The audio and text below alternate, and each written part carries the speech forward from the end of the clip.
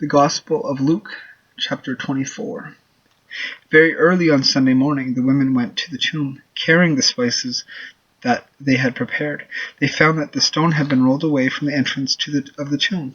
So they went in, but they did not find the body of the Lord Jesus. They stood there puzzled about this, when suddenly two men in bright shining clothes stood by them. Full of fear, the women bowed down to the ground. As the man said to them, "Why are you looking amongst the dead for the one who is alive? He's not here. He's been raised. Remember what he had said to you while he was in Galilee.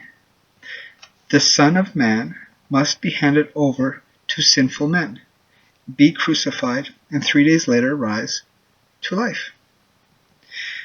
Then the women remembered his words, returned to the tomb, and told all the things to the 11 disciples and the rest. The women were Mary Magdalene, Joanna, and Mary, the mother of James. They and the other women with them told these things to the apostles. But the apostles thought that what the women said was nonsense, and they did not believe them.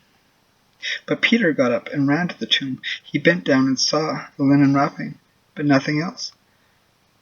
Then he went back to home amazed at what had happened. On the same day, 2 of Jesus' followers were going to the village named Emmaus, about 11 kilometers from Jerusalem. And they were talking to each other all about things that had happened. As they walked and discussed, Jesus himself drew near and walked along with them. They saw him, but somehow did not recognize him. Jesus said to them, "What are you talking about to each other as you walk along?" They stood still with sad faces. One of them, named Cleopas, asked him, "Are you the only visitor in Jerusalem who doesn't know the things that have been happening here for the last few days?" "What things?" he asked. "The things that happened to Jesus of Nazareth." They answered, "This man was a prophet, and he was considered by God and by all the people to be powerful in everything he said and did. Our chief priests and rulers handed him over to be sentenced to death, and he was crucified.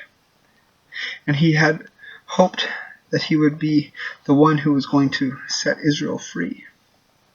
Besides all that, this is now the 3rd day since it happened. Some of the women in the group surprised us.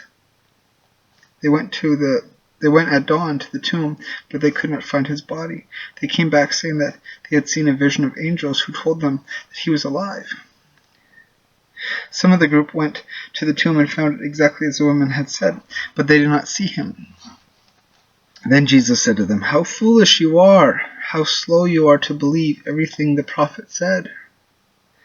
Was it not necessary for the Messiah to suffer these things and then to enter his glory?"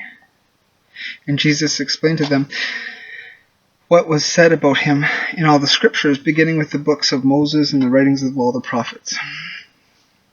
As they came near the village to which they were going, Jesus acted as if he were going further, but they held him back, saying, "Stay with us.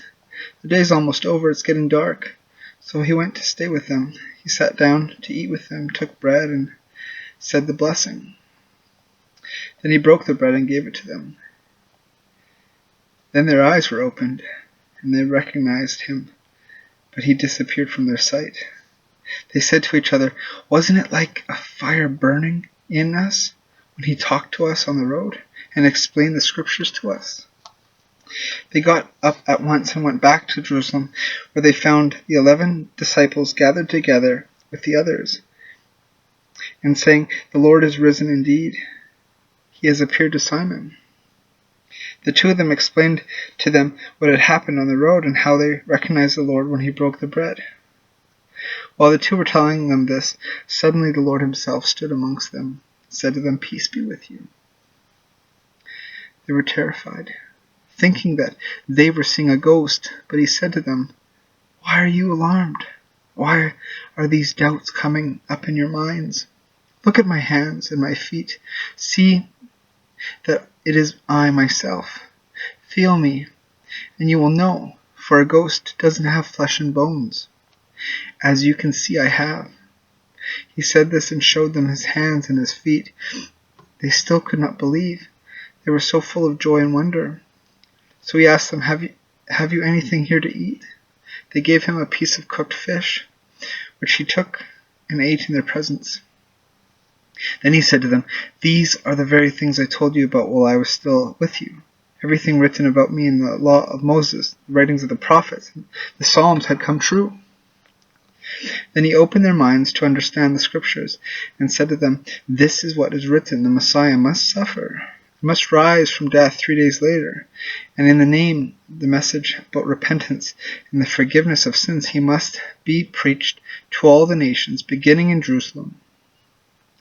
You are witnesses of these things, and I myself will send upon you what my Father has promised. But you must wait in the city until the power from above comes down upon you." Then they let him out of the city as far as Bethany, where he raised his hands and blessed them. As he was blessing them, he departed from them and was taken up into heaven. They worshipped him and went back to Jerusalem, filled with great joy, and spent their time in the temple giving thanks to God. That was the Gospel of Luke, chapter 24.